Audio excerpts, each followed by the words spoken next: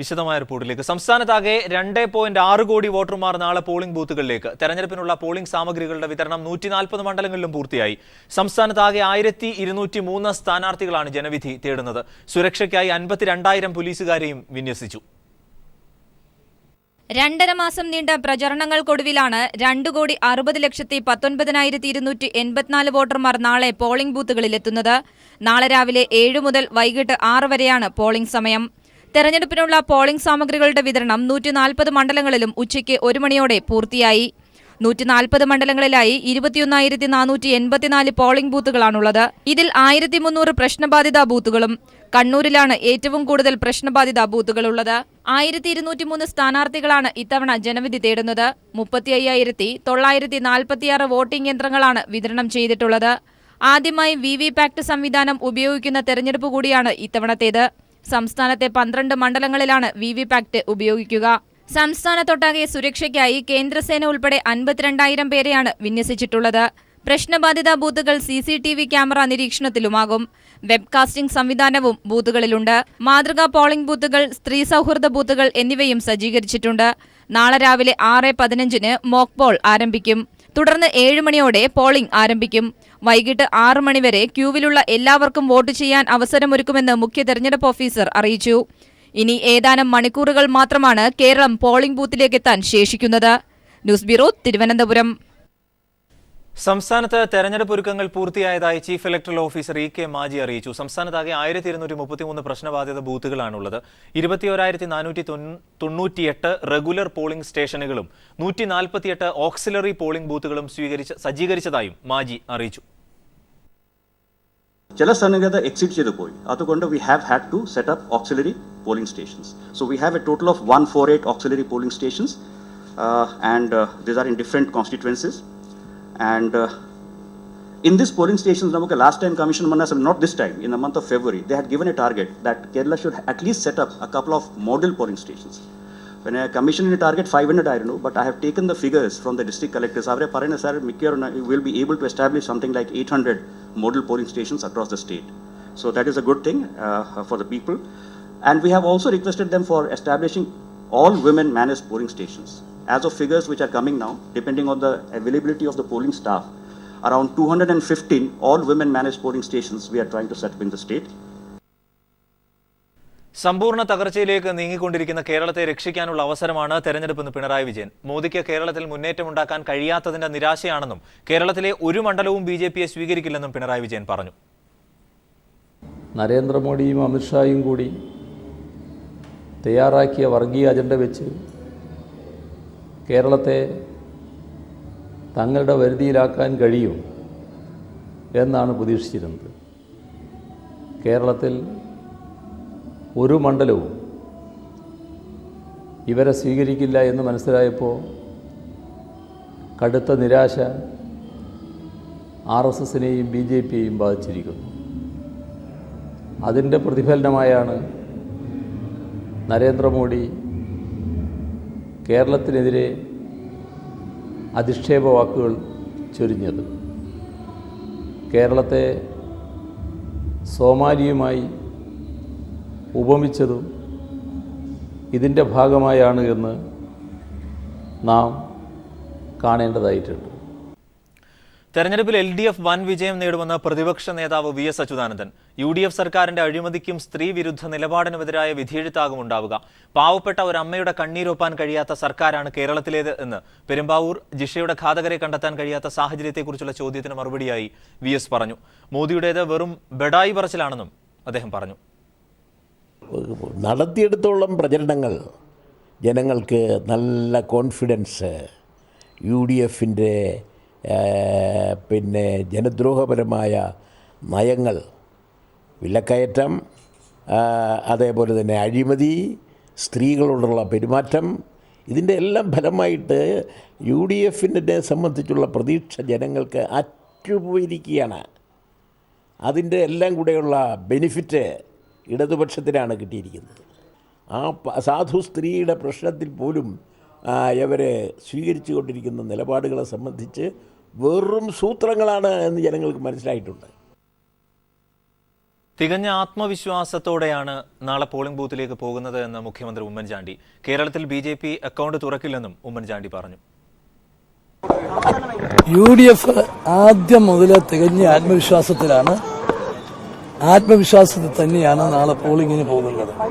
ഈ തെരഞ്ഞെടുപ്പിൽ BJPയുടെ സാന്നിധ്യത്തെക്കുറിച്ചായിരുന്നു വലിയ ചർച്ച ഉണ്ടായിരുന്നത്. BJP അക്കൗണ്ട് തുറക്കത്തില്ല. തെരഞ്ഞെടുപ്പിന് ഒരു ദിനം മാത്രം ബാക്കി നിൽക്കെ BJP സംസ്ഥാന അധ്യക്ഷനും വട്ടിയൂർക്കാവിലെ സ്ഥാനാർത്ഥിയുമായ കുമ്മനം രാജശേഖരൻ തികഞ്ഞ ആത്മവിശ്വാസത്തിലാണ്. BJP മികച്ച വിജയം കരസ്ഥമാക്കുമെന്ന് കുമ്മനം പറഞ്ഞു. എല്ലായിടത്തും വളരെ ശുഭപ്രതീക്ഷയാണ്. കാരണം ഇന്നലത്തെ കുട്ടിക്കലാശവും റോഡ് ഷോയും സമാപന പരിപാടികളും കേരളത്തിൻ്റെ നാനാഭാഗങ്ങളിൽ നടന്നതോടുകൂടി അതിന് ലഭിച്ച സ്വീകാര്യതയും ജനപങ്കാളിത്തവും ജനപിന്തുണയും കേരളത്തിൽ വലിയൊരു കുതിച്ചുചാട്ടം NDA നടത്തും എന്നുള്ളത് വളരെ വ്യക്തമായി കഴിഞ്ഞിരിക്കുന്നു. അത് തെളിയിക്കുന്നതായിരുന്നു. കാരണം ദുർബലമാണ്, വേറെ ഒരു തരത്തിൽ ഇവിടെ സ്വാധീനമില്ലായിരുന്നുവെങ്കിൽ ഇത്തരത്തിലൊരു ജനപങ്കാളിത്തം ലഭിക്കില്ലായിരുന്നു. അപ്പോൾ കിട്ടിയ ആ ഒരു വലിയ ആവേശവും ജനപിന്തുണയും ജനപങ്കാളിത്തവും ഒക്കെ തെളിയിക്കുന്നത് ഈ കേരളത്തിൽ വലിയൊരു മാറ്റത്തിൻ്റെ ശക്തമായ ഒരു കൊടുങ്കാറ്റ് അടിച്ചിട്ടുണ്ട്, ഒരു തരംഗമുണ്ട്. അത് LDF UDF വിരുദ്ധ തരംഗമാണ്. ആ തരംഗം എന്ന് പറയുന്നത് ഒരു കേരളം ഇതേവരെ കണ്ടിട്ടില്ലാത്തൊരു രാഷ്ട്രീയ ജനശക്തിയുടെ മുന്നേറ്റമാണ്, ഉദയമാണ്. അത് സംഭവിക്കാൻ പോവുകയാണ്. കേരളം വിധിയെഴുതാൻ മണിക്കൂറുകൾ ബാക്കി നിൽക്കെ തെക്കൻ കേരളത്തിൽ മുന്നണികൾ പ്രതീക്ഷയിലാണ്. 2011 നേട്ടമുണ്ടാക്കാൻ കഴിയുമെന്ന് LDF വിലയിരുത്തുമ്പോൾ UDFും പ്രതീക്ഷയിലാണ്. തെക്കൻ കേരളത്തിൽ അക്കൗണ്ട് തുറക്കാൻ കഴിയുമെന്നാണ് BJP നേതൃത്വത്തിന്റെ വിലയിരുത്തൽ. കേരളം പോളിംഗ് ബൂത്തിലേക്ക് എത്താൻ മണിക്കൂറുകൾ മാത്രം ശേഷിക്കെ മുന്നണികൾ പ്രതീക്ഷയിലാണ്. തെക്കൻ കേരളത്തിൽ തിരുവനന്തപുരം, കൊല്ലം, പത്തനംതിട്ട എന്നീ 3 ജില്ലകളിലായി 30 മണ്ഡലങ്ങളാണ് ഉള്ളത്. 2011 LDF 17ഉം UDF 13 സീറ്റുകളാണ് നേടിയത്. തലസ്ഥാന ജില്ലയിൽ 14 സീറ്റിൽ ഭൂരിപക്ഷം നേടാനാകുമെന്നാണ് LDF വിലയിരുത്തുന്നത്. കഴിഞ്ഞ തവണ 5 സീറ്റുകളാണ് ജില്ലയിൽ LDF പിടിച്ചതെങ്കിൽ ഇത്തവണ ഭരണവിരുദ്ധ വികാരവും അഴിമതിയും വോട്ടായി മാറുമെന്നാണ് കണക്കുകൂട്ടൽ. UDFന്റെ സിറ്റിംഗ് സീറ്റുകളായ കഴക്കൂട്ടം, വട്ടിയൂർക്കാവ്, കാട്ടാക്കട, നെടുമങ്ങാട്, അരുവിക്കര എന്നിവിടങ്ങളിൽ ശക്തമായ മത്സരം കാഴ്ചവെക്കാനായത് LDFന്റെ ആത്മവിശ്വാസം വർദ്ധിപ്പിക്കുകയാണ്. 7 മുതൽ 10 വരെ സീറ്റുകൾ ജില്ലയിൽ പിടിക്കാനാകുമെന്നാണ് വിലയിരുത്തൽ. കൊല്ലം ജില്ലയിൽ 9 സീറ്റുകളാണ് LDF കഴിഞ്ഞ തവണ നേടിയത്. 2 സീറ്റുകളിൽ മാത്രമാണ് UDF വിജയിച്ചത്. ഇത്തവണയും കൊല്ലത്തെ ചോപ്പിക്കാൻ കഴിയുമെന്ന പ്രതീക്ഷയിലാണ് LDF. എന്നാൽ നേരിയ മുന്നേറ്റം UDFും പ്രതീക്ഷിക്കുന്നുണ്ട്. പത്തനംതിട്ടയിലെ 5 സീറ്റുകളിൽ 3 2011 LDF വിജയിച്ചത്. ഇത്തവണ ഇവിടെ ചരിത്രം കുറിക്കാൻ കഴിയുമെന്നാണ് LDF നേതൃത്വത്തിന്റെ വിലയിരുത്തൽ. UDF സിറ്റിംഗ് സീറ്റുകളിൽ പോലും കടുത്ത മത്സരം കാഴ്ചവെക്കാൻ കഴിയുന്നത് ഇതിന് തെളിവായി LDF ചൂണ്ടിക്കാട്ടുന്നു. അതേസമയം ഇക്കുറി പത്തനംതിട്ടയിൽ ചിത്രം മാറുമെന്നാണ് UDFന്റെ വിലയിരുത്തൽ. അതേസമയം തെക്കൻ കേരളത്തിൽ അക്കൗണ്ട് തുറക്കാനാകുമെന്ന പ്രതീക്ഷയിലാണ് BJP നേതൃത്വം. BDJസുമായുള്ള കൂട്ടുകെട്ട് ഗുണം ചെയ്യുമെന്നും അവർ വിലയിരുത്തുന്നു. News bureau, Thiruvananthapuram. പോളിംഗിന് മണിക്കൂറുകൾ മാത്രം ശേഷിക്കെ മധ്യകേരളത്തിലെ 5 ജില്ലകളിൽ മുന്നണികളും സ്ഥാനാർത്ഥികളും ഏറെ പ്രതീക്ഷയിലാണ്. നിശബ്ദ പ്രചാരണ ദിനത്തിൽ മുഖ്യമന്ത്രി ഉമ്മൻചാണ്ടി അടക്കമുള്ള പ്രമുഖ സ്ഥാനാർത്ഥികൾ സജീവമായി രംഗത്തുണ്ടായിരുന്നു. മധ്യകേരളത്തിലെ പ്രധാന സ്ഥാനാർത്ഥികളെല്ലാം വോട്ടർമാരെ അവസാനമായി നേരിൽ കണ്ട് വോട്ടുറപ്പിക്കുന്ന തിരക്കിലായിരുന്നു. ആരാധനാലയങ്ങൾ കേന്ദ്രീകരിച്ചും വീടുകൾ കയറിയിറങ്ങിയുമാണ് സ്ഥാനാർത്ഥികൾ വോട്ടർമാരെ കണ്ടത്. ചിലർ കല്യാണ വീടുകളും സന്ദർശിച്ച് വോട്ട് ചോദിച്ചു. മുഖ്യമന്ത്രി ഉമ്മൻചാണ്ടി രാവിലെ പുതുപ്പള്ളിയിലും KM മാണി പാലായിലും നിശബ്ദ പ്രചാരണ രംഗത്തുണ്ടായിരുന്നു. മന്ത്രിമാരായ രമേശ് ചെന്നിത്തല ഹരിപ്പാടും തിരുവഞ്ചൂർ രാധാകൃഷ്ണൻ കോട്ടയത്തും PJ ജോസഫ് തൊടുപുഴയിലും വോട്ടർമാരെ നേരിൽ കണ്ടു. പ്രമുഖ LDF നേതാക്കളായ തോമസ് ഐസക് ആലപ്പുഴയിലും G Sudhakaran അമ്പലപ്പുഴയിലും M Swaraj തൃപ്പൂണിത്തറയിലും AC Moideen കുന്നംകുളത്തും നിശബ്ദ പ്രചാരണ ദിനത്തിലും സജീവമായി രംഗത്തുണ്ടായിരുന്നു. വടക്കാഞ്ചേരിയിലെ UDF സ്ഥാനാർത്ഥി അനിൽ അക്കരയ്ക്ക് പിന്തുണ പ്രഖ്യാപിച്ച് KCBCയുടെ പേരിലിറങ്ങിയ സർക്കുലറിനെതിരെ KCBC തന്നെ രംഗത്തെത്തി. പാലാരിവട്ടം പോലീസ് സ്റ്റേഷനിൽ ഇതിനെതിരെ പരാതി നൽകുകയും ചെയ്തു. അമ്പലപ്പുഴയിലെ UDF സ്ഥാനാർത്ഥി ഷേഖ് P ഹാരിസിന്റെ പ്രചാരണ വാഹനത്തിൽ കൊണ്ടുവന്ന VSനും G സുധാകരനുമെതിരായ ലഘുലേഖകൾ പോലീസ് പിടിച്ചെടുത്തു. വാഹനത്തിലുണ്ടായിരുന്ന 3 പേരെയും പോലീസ് പിടികൂടി. പുന്നപ്രയിലുണ്ടായ സമാന സംഭവത്തിലും ലഘുലേഖകൾ കൊണ്ടുവന്നവരെ പോലീസ് പിടികൂടി. അതേസമയം മധ്യകേരളത്തിലെ 5 ജില്ലകളിലും പോളിംഗ് സാമഗ്രികളുടെ വിതരണം ഉച്ചയോടെ തന്നെ പൂർത്തിയാക്കി.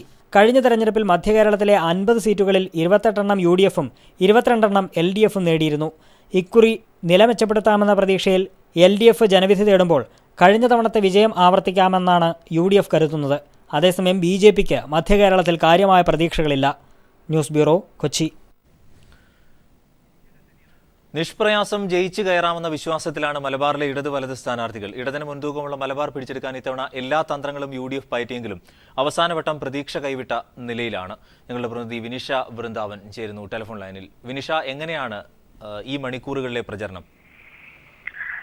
അത് തീർച്ചയായും അടുത്ത നിയമസഭയുടെ ഭാഗതയം മണ്ഡലങ്ങളാണ് മലബാറിലെ 5 ജില്ലകളിലുള്ളത്. വലിയ പ്രതീക്ഷയിൽ തന്നെയാണ് ഇടതു വലതു മുന്നണികൾ ജില്ലകളിലെ ഈ 4 ജില്ലകളിലെ വിവിധ മണ്ഡലങ്ങളിൽ പ്രചരണം നടത്തിയിട്ടുള്ളത്. മലപ്പുറം ജില്ലയിൽ ലീഗിന്റെ പരമ്പരാഗത വോട്ടുള്ള ജില്ലയാണ് മലപ്പുറം ജില്ല. അതിനാൽ തന്നെ UDFന് വലിയൊരു പ്രതീക്ഷയാണ് മലപ്പുറം ജില്ല നൽകുന്നത്. ഒപ്പം സ്വതന്ത്ര സ്ഥാനാർത്ഥികളുടെ എണ്ണ കൂടുതലും മലപ്പുറം ജില്ലയെ ഈ തെരഞ്ഞെടുപ്പിൽ പ്രാധാന്യം അർഹിക്കുന്നു. കോഴിക്കോട്ടിലേക്ക് വരികയാണെങ്കിൽ കോഴിക്കോട് 13 മണ്ഡലങ്ങളിലാണ് മത്സരം നടക്കുന്നത്. 13 മണ്ഡലങ്ങളിൽ കഴിഞ്ഞ തെരഞ്ഞെടുപ്പിൽ 10 മണ്ഡലങ്ങളും LDFന് എത്തുമായിരുന്നു. 3 മണ്ഡലങ്ങൾ മാത്രമേ UDF നടക്കാനായുള്ളൂ. ഈ ഒരു നില മെച്ചപ്പെടുത്തുകയാണ് ഈ തെരഞ്ഞെടുപ്പിലൂടെ ഇരു മുന്നണികളും. ഈ നില മെച്ചപ്പെടുത്താനാണ് ഇരു മുന്നണികളും ഈ ഒരു നിശബ്ദ പ്രചാരണത്തിന്റെ മണിക്കൂറുകളും വിനിയോഗിക്കുന്നത്. പരമാവധി വോട്ടർമാരെ നേരിൽ കണ്ട് വോട്ട് ഉറപ്പിക്കാനുള്ള ഒരു തത്രപ്പാടിലാണ് എല്ലാ മണ്ഡലത്തിലും സ്ഥാനാർത്ഥികൾ. ഇന്ന് മുഴുവൻ സമയവും വിവിധ സ്ഥാനാർത്ഥികൾ വിവിധ മണ്ഡലങ്ങളിൽ തന്നെ പ്രചാരണത്തിൽ ഉണ്ടായിരുന്നു. കാസർഗോഡ് ജില്ലയിൽ BJP അവകാശപ്പെടുന്ന മഞ്ചേശ്വരം മണ്ഡലമാണ് കാസർഗോഡ് ജില്ലയുടെ പ്രാധാന്യം ഈ തെരഞ്ഞെടുപ്പ് ചിത്രത്തിൽ പ്രാധാന്യം അർഹിക്കുന്നത്. BJPക്ക് ഒരു വോട്ടെങ്കിലും നേടാനാകും എന്ന ഒരു കനത്ത പ്രതീക്ഷ നൽകിക്കൊണ്ട് തന്നെയാണ് BJP കാസർഗോഡ് ജില്ലയിലെ മഞ്ചേശ്വരത്ത് ദേശീയ നേതാക്കളെ വരെ വെച്ച് പ്രചാരണം നടത്തിയിരുന്നു BJP. ആ ഒരു രീതിയിൽ BJPക്കും വലിയൊരു പ്രതീക്ഷയാണ് കാസർഗോഡ് ജില്ലയെ സംബന്ധിച്ചിടത്തോളം. വയനാട് ജില്ലയിലും ഒപ്പം പാലക്കാട് ജില്ലയിലും അഭിമാന പോരാട്ടം തന്നെയാണ് വലത് ഇടതു മുന്നണികൾക്ക്. പാലക്കാട് ജില്ലയിൽ പ്രതിപക്ഷ നേതാവ് VS അച്യുതാനന്ദൻ മത്സരിക്കുന്ന ഒരു ജില്ല കൂടിയാണ്. മലമ്പുഴ മണ്ഡലത്തിൽ നിന്നാണ് അദ്ദേഹം ജനവിധി തേടുന്നത്. ഒപ്പം കണ്ണൂർ ജില്ലയിലേക്ക് വരികയാണെങ്കിൽ ധർമ്മടത്ത് CPIM പ്രമുഖ നേതാവും PB അംഗവുമായ പിണറായി വിജയൻ മത്സരിക്കുന്നു. വലിയ രീതിയിലുള്ള പ്രചാരണ പ്രവർത്തനങ്ങളാണ് പിണറായി വിജയന് വേണ്ടി കഴിഞ്ഞ കുറെ ദിവസങ്ങളായി കണ്ണൂർ ജില്ലയിൽ നടന്നുകൊണ്ടിരിക്കുന്നത്. ഒപ്പം CPIMന്റെ പ്രമുഖ നേതാക്കളും കണ്ണൂർ ജില്ലയിൽ നിന്ന് ജനവിധി തേടുന്നു. വലിയ പ്രതീക്ഷയാണ് കോഴിക്കോട് കണ്ണൂർ ജില്ലകൾ ഇടതു കോട്ട എന്നറിയപ്പെടുന്ന ജില്ലകളാണ് ഇടതു മുന്നണിക്ക് നൽകുന്നത്. ഒപ്പം ഈ കോട്ടകളെല്ലാം തന്നെ പിടിച്ചെടുത്ത് വലതു മുന്നണിക്ക് വലിയൊരു വിജയം നൽകുക എന്നൊരു പ്രതീക്ഷയിൽ തന്നെയാണ് വലതു ക്യാമ്പും ഈ മണ്ഡലങ്ങളിലുള്ളത്. വിനിഷ, ഈ ഓരോ മേഖലകളെ പ്രത്യേകമായി എടുത്തു പറഞ്ഞാൽ, പ്രത്യേകിച്ച് വയനാട്ടിൽ കയ്യിലുള്ളത് നഷ്ടപ്പെടുമോ എന്ന ഭയം പോലും UDF കേന്ദ്രങ്ങളിലുണ്ട്. അങ്ങനെയുള്ള ചർച്ച പോലും സജീവമായി നടന്നിരുന്നു. കാസർഗോഡ് സംബന്ധിച്ച് 2 മണ്ഡലങ്ങൾ, ഉദുമയടക്കമുള്ള മണ്ഡലങ്ങൾ, കോഴിക്കോട് സൗത്ത് അടക്കം കോഴിക്കോടിന്റെ ചില വിശിഷ്ടമുള്ള മണ്ഡലങ്ങൾ, ഇതിനെ സെപ്പറേറ്റ് എങ്ങനെയാണ് കാണാനാവുക നിലവിൽ ഈ മണിക്കൂറിൽ? കോഴിക്കോട് സൗത്ത് മണ്ഡലത്തിലെ കഥ പറയുകയാണെങ്കിൽ മന്ത്രി MK മുനീറാണ് കോഴിക്കോട് സൗത്ത് മണ്ഡലത്തിലെ പ്രതിനിധീകരിച്ച് UDF സ്ഥാനാർത്ഥിയാകുന്നത്.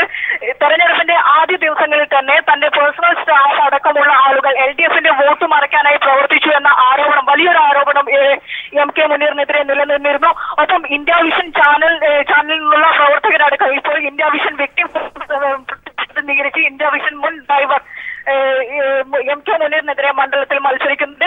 വലിയൊരു പോരാട്ടം തന്നെയാണ് LDF സ്ഥാനാർത്ഥി അബ്ദുൾ വഹാബ് MK മുനീറിന് സൃഷ്ടിക്കുന്നത്. വലിയ രീതിയിലുള്ള പ്രചാരണങ്ങളാണ് കോഴിക്കോട് സൗത്ത് മണ്ഡലത്തിൽ നടക്കുന്നത്. ഒപ്പം ബേപ്പൂർ മണ്ഡലത്തിലായാലും കോഴിക്കോട് മേയർ VKC മുഹമ്മദ് കോയയാണ് LDFനെ പ്രതിനിധീകരിച്ച് ബേപ്പൂർ മണ്ഡലത്തിൽ മത്സരിക്കുന്നത്. എടുത്തു പറയേണ്ട ഒരു മണ്ഡലം കൂടിയാണ് കോഴിക്കോട് ജില്ലയിലെ വടകര മണ്ഡലം. നമുക്കറിയാം RMP സ്ഥാനാർത്ഥി KK രമ കഴിഞ്ഞ ഏതാനും മണിക്കൂറുകളായി കഴിഞ്ഞ ദിവസം KK രമയ്ക്കെതിരെ ഒരു കയ്യേറ്റ ശ്രമം ഉണ്ടായി എന്ന തരത്തിലൊരു വാർത്ത വന്നിരുന്നു. ഇത് നുണക്കഥയാണെന്ന് പ്രചരിക്കുന്ന തെളിവുകളടക്കമുള്ള വാർത്ത P50 പുറത്തുവിട്ടിരുന്നു. ഈ ഒരു തിരിച്ചടി, ഈ ഒരു നിശബ്ദ പ്രചാരണത്തിന്റെ അവസാന മണിക്കൂറുകളിൽ RMPക്ക് ഏറ്റ തിരിച്ചടി വോട്ട് ബാങ്കിൽ വലിയൊരു വിള്ളൽ സൃഷ്ടിക്കുമെന്ന തീർച്ചയായ ഉറപ്പിന്മേലാണ് LDFും ഒപ്പം UDFും ഉള്ളത്. മനയത്ത് ചന്ദ്രനാണ് വടകരയിൽ UDF സ്ഥാനാർത്ഥിയായി മത്സരിക്കുന്നത്. UDFിന്റെ ഉള്ളിൽ തന്നെയുള്ള ഒരു പൊട്ടിത്തെറി മനയത്ത് ചന്ദ്രന്റെ വോട്ട് ബാങ്കിൽ വിള്ളൽ സൃഷ്ടിക്കുമെന്ന പ്രതീക്ഷയിലാണ് LDF ഉള്ളത്. ഈ വോട്ട് ബാങ്കിലെ വിള്ളലുകൾ CK നാണുവിന് ഫലപ്രദമായി വിനിയോഗിക്കാനാവും. CK നാണുവിന്റെ വോട്ട് ബാങ്കിലേക്ക് നിരവധി വോട്ടുകൾ വരും എന്ന പ്രതീക്ഷയിലാണ് വടകര മണ്ഡലത്തിൽ LDF മുന്നണിയുള്ളത്. വയനാട്ടിലെ കാര്യങ്ങൾ എടുക്കുന്ന 3 മണ്ഡലങ്ങളാണ് വയനാട്ടിൽ നാളെ തെരഞ്ഞെടുപ്പ് ബൂത്തിലേക്ക് ഒരുങ്ങുന്നത്. ഈ 3 മണ്ഡലങ്ങളും ശക്തമായ ഒരു മത്സരം തന്നെയാണ് ഇടതു വലതു മുന്നണികൾ തമ്മിൽ കാഴ്ചവെക്കുന്നത്. കൽപ്പറ്റ മണ്ഡലത്തിലാണെങ്കിൽ CK ശശീന്ദ്രന്റെ സ്ഥാനാർത്ഥിത്വ സാന്നിധ്യമാണ് ഏറ്റവും എടുത്തു പറയേണ്ടത്. വിനിഷ വൃന്ദാവൻ, മലബാർ മേഖലയുടെ ഒരു പൊതുചിത്രം നിലവിൽ നൽകിയത്. കഴക്കൂട്ടത്തെ LDF സ്ഥാനാർത്ഥി കടകംപള്ളി സുരേന്ദ്രനെതിരെ വ്യാജ പോസ്റ്ററുകൾ പതിച്ച സംഭവത്തിൽ 2 കോൺഗ്രസ് പ്രവർത്തകർ പിടിയിലായി. നോട്ടീസുകൾ വിതരണം ചെയ്തവരെ നാട്ടുകാർ പിടികൂടി പോലീസിൽ ഏൽപ്പിച്ചു. ഒരുവാതിൽക്കോട്ടയിൽ പ്രവർത്തിക്കുന്ന കോൺഗ്രസ് ബൂത്ത് ഓഫീസിൽ നിന്ന് പോസ്റ്ററിന്റെ കെട്ടുകൾ ഇലക്ഷൻ സ്ക്വാഡ് പിടിച്ചെടുത്തു. കഴക്കൂട്ടം മണ്ഡലത്തിലെ ഒരുവാതിൽക്കോട്ട, കരിക്കകം മേഖലകളിലാണ് LDF സ്ഥാനാർത്ഥി കടകംപള്ളി സുരേന്ദ്രനെ അപകീർത്തിപ്പെടുത്തുന്ന പോസ്റ്ററുകൾ പ്രത്യക്ഷപ്പെട്ടത്. ഗൃഹസന്ദർശനത്തിലെത്തിയ കോൺഗ്രസ് പ്രവർത്തകരാണ് നോട്ടീസ് വിതരണം ചെയ്തതെന്ന് വീട്ടമ്മ അംബിക പറയുന്നു. തെരഞ്ഞെടുപ്പുമായി ബന്ധപ്പെട്ട് പ്രസിദ്ധീകരിക്കുന്ന എല്ലാ നോട്ടീസുകളിലും പ്രസിദ്ധീകരിക്കുന്ന ആളിന്റെയും സംഘടനയുടെയും പേരുണ്ടാകണമെന്നതാണ് ചട്ടം. എന്നാൽ ഇതൊന്നുമില്ലാത്ത നോട്ടീസുകളാണ് കോൺഗ്രസ് പ്രവർത്തകർ പ്രചരിപ്പിച്ചത്. വീടുകളിൽ വിതരണം ചെയ്യാൻ ഏൽപ്പിച്ച നോട്ടീസുകൾ ഒരുവാതിൽക്കോട്ടയിൽ പ്രവർത്തിക്കുന്ന 85-ാം ബൂത്തിൽ നിന്നും ഇലക്ഷൻ ഉദ്യോഗസ്ഥർ പിടിച്ചെടുത്തു. നോട്ടീസ് വിതരണം ചെയ്തവരെ നാട്ടുകാർ വളഞ്ഞുവെച്ച് പേട്ട പോലീസിന് കൈമാറി. സംഭവവുമായി ബന്ധപ്പെട്ട് കോൺഗ്രസ് പ്രവർത്തകരായ ശ്രീകണ്ഠൻ, സുരേഷ് കുമാർ എന്നിവരെ പോലീസ് അറസ്റ്റ് ചെയ്തു. MLA MA വാഹിദിന്റെ നിർദ്ദേശമനുസരിച്ച് മണ്ഡലം പ്രസിഡന്റാണ് പോസ്റ്ററുകൾ വിതരണം ചെയ്യാൻ തങ്ങളെ ഏൽപ്പിച്ചതെന്ന് അറസ്റ്റിലായവർ പറയുന്നു. ഇതാരാണ് ഈ സമരം? എംഎൽഎയോട് ചോദിച്ചാൽ MLA ആണ് ഇവിടെ കൊണ്ടു തന്നെ.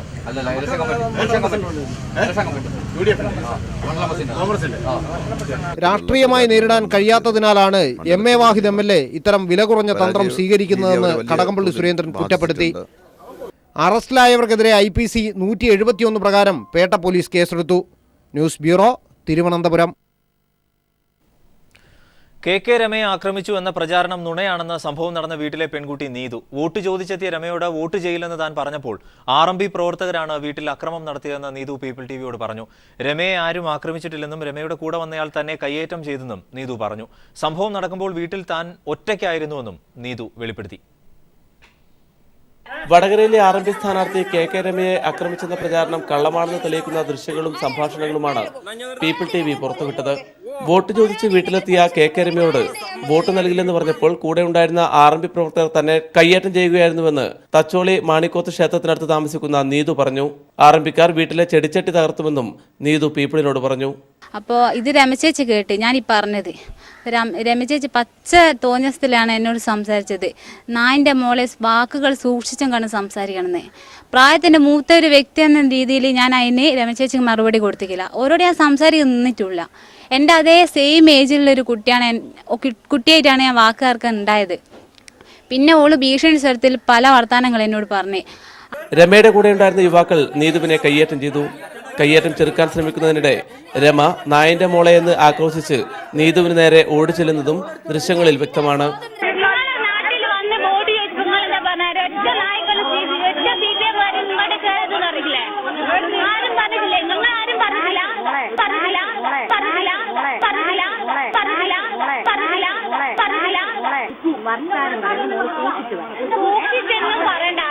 തുടർന്ന് ഓടിയെത്തിയ നാട്ടുകാരും RMP പ്രവർത്തകരും തമ്മിൽ വാക്കേറ്റമുണ്ടായിരുന്നു.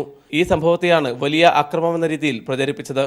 സമൂഹത്തിന് മാതൃകയാവേണ്ട സ്ഥാനാർത്ഥി, അതും ഒരു വനിതാ നേതാവ്, ഒരു പെൺകുട്ടിക്ക് നേരെ തെറിയഭിഷേകം നടത്തിയിരിക്കുകയാണ്.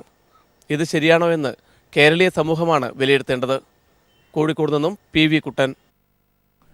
വടകര സ്ഥാനാർത്ഥി KK രമയുടെ അക്രമ നാടകത്തിന് പിന്നിൽ ഗൂഢാലോചന നടന്നുവെന്ന് തെളിഞ്ഞു. മുഖ്യമന്ത്രിയുടെ പത്രസമ്മേളനം മാറ്റിയതും രമ ആശുപത്രിയിൽ നിന്നും പോയ ശേഷം വീണ്ടും തിരിച്ചെത്തിയതുമാണ് ഗൂഢാലോചനയ്ക്ക് തെളിവ്. കഴിഞ്ഞ ദിവസം ഉച്ചയ്ക്ക് 12 മണിയോടെയാണ് രമയെ കയ്യേറ്റം ചെയ്തുവെന്ന് പറയുന്ന സംഭവം ഉണ്ടായത്. രമ വടകര ആശുപത്രിയിലെത്തിയതാകട്ടെ ഉച്ചയ്ക്ക് 1:40-നും. രമയ്ക്ക് ഗുരുതര പരിക്കുണ്ടായിരുന്നുവെങ്കിൽ എന്തുകൊണ്ട് സംഭവം നടന്ന ഉടൻ തന്നെ ആശുപത്രിയിൽ പോയില്ല? പരിക്ക് സാരമായിരുന്നെങ്കിൽ അവിടെ അഡ്മിറ്റ് ചെയ്യുമായിരുന്നു. എന്നാൽ രമയെ ഡോക്ടർമാർ പരിശോധിച്ച് അപ്പോൾ തന്നെ പറഞ്ഞു വിടുകയും ചെയ്തു. പിന്നീട് മുഖ്യമന്ത്രിയുടെ വാർത്താ സമ്മേളനത്തിന് ശേഷമാണ് രമ വീണ്ടും ആശുപത്രിയിലെത്തി അഡ്മിറ്റ് ആകുന്നത്. 12:30 വാർത്താ സമ്മേളനം തീരുമാനിച്ചിരുന്ന മുഖ്യമന്ത്രി അത് നീട്ടിവെക്കുകയും പിന്നീട് രമയ്ക്ക് വേണ്ടി വാർത്താ സമ്മേളനം നടത്തുകയും ചെയ്തു. UDF നേതാക്കളുടെ പ്രതികരണങ്ങളെല്ലാം വന്നു കഴിഞ്ഞ ശേഷം വൈകിട്ട് 6 മണിയോടെ രമ ആശുപത്രി വിട്ട് പ്രചാരണ രംഗത്ത് സജീവമായി. ഇതെല്ലാം കൂട്ടി വായിക്കുമ്പോൾ UDF നേതാക്കളും RMP നേതൃത്വവും നടത്തിയ നാടകമാണ് രമക്ക് നേരെയുള്ള അക്രമ വാർത്തയെന്ന് വ്യക്തമാവുകയാണ്. അതേസമയം വടകരയിൽ അരങ്ങേറിയ നാടകം UDF പരാജയപ്പെടുമെന്നതിന്റെ ഉദാഹരണമാണെന്ന് CPIM പോളിറ്റ് ബ്യൂറോ അംഗം പിണറായി വിജയൻ ഫേസ്ബുക്കിൽ പ്രതികരിച്ചു. LDF പ്രവർത്തകർ ജാഗ്രത പാലിക്കണമെന്നും അവസാന നിമിഷത്തിൽ എന്ത് വൃത്തികേടും UDF കാണിക്കുമെന്നും അതിന്റെ ഉദാഹരണമാണ് വടകരയിൽ നടന്നതെന്നും CPIM സംസ്ഥാന സെക്രട്ടറി കോടിയേരി ബാലകൃഷ്ണനും പ്രതികരിച്ചു. കഴിഞ്ഞ ലോക്സഭാ തെരഞ്ഞെടുപ്പിലെയും പഞ്ചായത്ത് തെരഞ്ഞെടുപ്പിലെയും RMP UDF കൂട്ടുകെട്ട് ഈ തെരഞ്ഞെടുപ്പിലും തുടരുന്നുവെന്നതിന്റെ തെളിവാണ് ഇന്നലത്തെ RMP നാടകം. കോഴിക്കോട് നിന്നും PV കുട്ടൻ. ആര്യാടൻ ഷൗക്കത്ത് തെരഞ്ഞെടുപ്പിൽ മത്സരിക്കുന്നതിൽ ഭയമുണ്ടെന്ന് കൊല്ലപ്പെട്ട രാധയുടെ സഹോദരൻ. പ്രതികളെ കോടതി ശിക്ഷിച്ചെങ്കിലും നീതി ലഭ്യമായി എന്ന് തോന്നുന്നില്ല. കേസിൽ കൂടുതൽ പ്രതികളുണ്ടെന്നും അവരെ സംരക്ഷിക്കുന്നത് ഷൗക്കത്താണെന്ന് കരുതുന്നുവെന്നും രാധയുടെ സഹോദരൻ പീപ്പിൾ ടിവിയോട് പറഞ്ഞു. രാധാവധക്കേസിൽ സംശയത്തിന്റെ നിഴലിൽ നിന്നയാളാണ് നിലമ്പൂരിലെ UDF സ്ഥാനാർത്ഥി ആര്യാടൻ ഷൗക്കത്ത്. കേസിൽ സാക്ഷിയായി കോടതി വിസ്തരിച്ചിട്ടുമുണ്ട്. കോൺഗ്രസ് ഓഫീസിൽ നടന്ന കൊലപാതകത്തിൽ മന്ത്രി ആര്യാടൻ മുഹമ്മദിന്റെ പേഴ്സണൽ സ്റ്റാഫ് അടക്കം 2 പേരെയാണ് കോടതി ശിക്ഷിച്ചത്. ഗൂഢാലോചന സംബന്ധിച്ച അന്വേഷണം പോലും നടക്കാതിരുന്നത് മന്ത്രി ആര്യാടന്റെയും ഷൗക്കത്തിന്റെയും സ്വാധീനം കൊണ്ടാണെന്ന് രാധയുടെ ബന്ധുക്കൾ സംശയിക്കുന്നു. ആര്യാടൻ ഷൗക്കത്ത് തെരഞ്ഞെടുപ്പിൽ മത്സരിക്കുന്നത് കുടുംബത്തെ ഭയപ്പെടുത്തുന്നുവെന്നും രാധയുടെ സഹോദരൻ ഭാസ്കരൻ പീപ്പിൾ ടിവിയോട് പറഞ്ഞു. ഞങ്ങളെ സംബന്ധിച്ചോളം ഇപ്പം ഞങ്ങൾക്കൊന്നുമില്ല. ഇപ്പം ഞങ്ങൾക്കിപ്പോൾ പേടിയാണ്. ഞങ്ങൾക്ക് അടുത്തത് വരുമ്പോൾ കിട്ടുന്നില്ല. ഞങ്ങളിത് ഭരണം മാറുമ്പോൾ എന്തായാലും ഞങ്ങൾക്കൊരിത് കിട്ടുന്നില്ല. കേസിനെ കുറിച്ച് നമുക്കൊരു ഇപ്പോഴും ഒരു ഇത് കിട്ടിയില്ല. നമുക്കിപ്പോഴും ശരിയായിട്ടൊരു ഇതൊന്നും കിട്ടിയില്ലെന്ന് അതിനെക്കുറിച്ചിട്ടൊന്നും സംഭവിച്ചിട്ടില്ല. കേസ് ഇപ്പോൾ കോടതിയിൽ നിന്ന് വിധി പറഞ്ഞതല്ലാതെ സംഗതി അത്രയും ഒരു ഇതിൽ കൊന്നിട്ട് അതിൻ്റെ ഉള്ളിൽ വെച്ചിട്ട് ഇത്രയും ക്രൂരമായിട്ട് കൊന്നിട്ട് അതിനുള്ളൊരു നീതി ഓലക്കും കിട്ടിയില്ല. ഓലയൊന്നും ചെയ്തിട്ടൊന്നുമില്ല. ഓല വെറുതെ ശിക്ഷിച്ചു എന്നല്ലാതെ വേറെ ഒന്നും സംഭവിച്ചില്ല. ഓല കിട്ടി അത് കോടതിയിൽ നിന്ന് അളന്നില്ല നല്ല പോലെ പറയും. ആരൊക്കെയല്ല ഒന്നും അറിയില്ല. അതിന് പിന്നിലേ നല്ല കുഴപ്പം. നമ്മളടുത്ത് അതിനുള്ള പൈസയൊന്നും കാര്യങ്ങളൊന്നും ഇല്ലല്ലോ. നമുക്കിപ്പോഴും ആ മരണം നടന്നപ്പോൾ ഇപ്പോഴും നമ്മളെ പോലെ കാണാൻ നമ്മൾ നിഷ മരിച്ചു. അതേപോലെ തന്നെ കോൺഗ്രസ് വാഗ്ദാനം ചെയ്ത നഷ്ടപരിഹാര തുക പോലും ഇതുവരെ നൽകിയിട്ടില്ല. നീതിക്കായി ഇടതു സർക്കാരിന്റെ വരവും കാത്തിരിക്കുകയാണ് ഈ കോൺഗ്രസ് കുടുംബം. News bureau, Malappuram. മുഖ്യമന്ത്രിയുടെ ഗൺമാൻ ഉൾപ്പെട്ട കടകംപള്ളി ഭൂമി തട്ടിപ്പ് കേസിൽ സിബിഐയുടെ ശുപാർശ സർക്കാർ പൂഴ്ത്തി. 2015 ഓഗസ്റ്റ് മാസത്തിലാണ് സിബിഐ ശുപാർശ സമർപ്പിച്ചത്. വ്യാജ തണ്ടപ്പേര് റദ്ദാക്കണമെന്ന് സിബിഐ നിർദ്ദേശിച്ചിരുന്നു. കുറ്റക്കാർക്കെതിരെ നടപടി വേണമെന്നും ശുപാർശയിൽ പറയുന്നുണ്ട്. DGPക്കും റവന്യൂ സെക്രട്ടറിക്കുമാണ് ശുപാർശ നൽകിയത്. ഭൂമി തട്ടിപ്പുകാർക്ക് വേണ്ടിയാണ് റിപ്പോർട്ട് പൂഴ്ത്തിയത്. സിബിഐ റിപ്പോർട്ടിന്റെ പകർപ്പ് പീപ്പിളിന് ലഭിച്ചു. കടകംപള്ളി ഭൂമി തട്ടിപ്പ് കേസിൽ അടിയന്തര നടപടികൾക്ക് ശുപാർശ ചെയ്ത് CBI 8 മാസം മുമ്പ് 2015 ഓഗസ്റ്റിലാണ് സർക്കാരിന് റിപ്പോർട്ട് നൽകിയത്. വ്യാജ തണ്ടപ്പേര് സൃഷ്ടിച്ച് വൻ ഭൂമി തട്ടിപ്പ് നടത്തിയതായി പ്രാഥമിക റിപ്പോർട്ടിൽ CBI വ്യക്തമാക്കുന്നു. ഇതിനു കൂട്ടുനിന്ന അഡീഷണൽ തഹസിൽദാർ GV ഹരിഹരൻ നായരെ സർവീസിൽ നിന്ന് പിരിച്ചുവിടണമെന്ന് ശുപാർശയുണ്ട്. സർവേ ഡയറക്ടറേറ്റിൽ സീനിയർ സൂപ്രണ്ടായി ഹരിഹരൻ നായർക്ക് സ്ഥാനക്കയറ്റം നൽകിയായിരുന്നു റവന്യൂ വകുപ്പിന്റെ റിപ്പോർട്ടിനോടുള്ള പ്രതികരണം. കുറ്റക്കാരെന്ന് CBI കണ്ടെത്തിയ മറ്റുദ്യോഗസ്ഥർക്കെതിരെയും നടപടിയുണ്ടായില്ല. വ്യാജ തണ്ടപ്പേർ നമ്പറായ 3507 ഉടനടി റദ്ദാക്കണമെന്ന ശുപാർശയും അട്ടിമറിക്കപ്പെട്ടു. ഈ തണ്ടപ്പേർ നമ്പർ അനുസരിച്ച് നടന്ന മുഴുവൻ ഭൂമി കച്ചവടവും റദ്ദാക്കുക, ആധാരം എഴുത്തുകാരുടെ ലൈസൻസ് റദ്ദാക്കുക തുടങ്ങിയ ശുപാർശകളും റവന്യൂ വകുപ്പ് പരിഗണിച്ചില്ല. CBI തിരുവനന്തപുരം യൂണിറ്റിന്റെ തലവൻ ജോസ് മോഹൻ DGPക്കും ലാൻഡ് റവന്യൂ കമ്മീഷണർക്കും രജിസ്ട്രേഷൻ IG-ക്കും നൽകിയ ശുപാർശകളാണ് പൂഴ്ത്തിയത്. റിപ്പോർട്ട് അനുസരിച്ച് വ്യാജ തണ്ടപ്പേർ റദ്ദാക്കിയിരുന്നെങ്കിൽ ഭൂമി നഷ്ടപ്പെട്ട 400ഓളം കുടുംബങ്ങൾക്ക് നികുതി അടയ്ക്കാൻ കഴിയുമായിരുന്നു. അതേസമയം റിപ്പോർട്ട് പൂഴ്ത്താൻ മുഖ്യമന്ത്രിയുടെ ഓഫീസിൽ നിന്ന് നേരിട്ട് സമ്മർദ്ദമുണ്ടായെന്നാണ് വിവരം. MR സജേഷ്, തിരുവനന്തപുരം.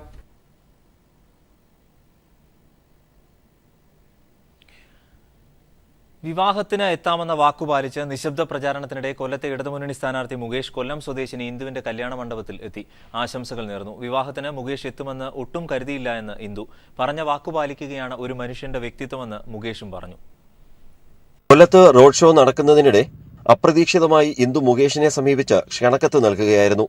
തന്റെ വിവാഹത്തിൽ പങ്കെടുക്കുമോ എന്ന് ചോദിച്ചു. തീർച്ചയായും പങ്കെടുക്കുമെന്ന് അപ്പോൾ തന്നെ ഉറപ്പും മുകേഷ് നൽകി. പറഞ്ഞ വാക്ക് പാലിച്ച് മുകേഷ് കൊല്ലം ടൗൺ ഹാളിലെത്തി ഇന്ദുവിനും വരൻ മഹേഷിനും ആശംസകൾ നേർന്നു. മുകേഷ് തന്റെ വിവാഹത്തിന് എത്തുമെന്ന് ഒട്ടും പ്രതീക്ഷിച്ചിരുന്നില്ലെന്ന് ഇന്ദു പറഞ്ഞു. മുകേഷിന്റെ നമ്മുടെ വീടിന്റെ ഫ്രണ്ടിൽ കൂടെ പ്രചരണത്തിന് പോയപ്പോ കണ്ടതാ. അപ്പൊ ഞാൻ ഓടിപ്പോയൊരു ലെറ്റർ കൊടുത്ത് പറഞ്ഞായിരുന്നു കാര്യം കല്യാണം വന്നപ്പോ പറഞ്ഞു എന്തായാലും വരാം എന്ന് പറഞ്ഞു. വരുമെന്ന് പ്രതീക്ഷിച്ചില്ല. സന്തോഷമായി. പറഞ്ഞ വാക്ക് പാലിക്കുകയാണ് താൻ ചെയ്തതെന്ന് മുകേഷ് പറഞ്ഞു. പെട്ടെന്ന് വളരെ ബോൾഡായിട്ടൊരു പെൺകുട്ടി വീട്ടിനകത്തുനിന്ന് വന്നിട്ട് പറഞ്ഞു ഇത്. അപ്പം ഞാൻ വിചാരിച്ചു എന്തായാലും അപേക്ഷയായിരിക്കും. വളരെ ദുഃഖത്തിലാണ്. MLA ആയിട്ട് വന്നു കഴിഞ്ഞാൽ ഇതെല്ലാം സാധിച്ചു തരണം എന്നൊക്കെയാണ് വിചാരിച്ചപ്പോൾ ഞാൻ ചോദിച്ചു എന്താണിത്? എൻ്റെ വിവാഹമാണ്, ഇത് ക്ഷണക്കത്താണ്. എനിക്ക് വീടും അറിഞ്ഞൂടാ, ഇനി കാണാനൊരു സാഹചര്യം ഉണ്ടാവുമെന്ന് അറിഞ്ഞൂടാ. ഇലക്ഷന് മുമ്പ് 15-ാം തീയതിയാണ്, വരുമോ?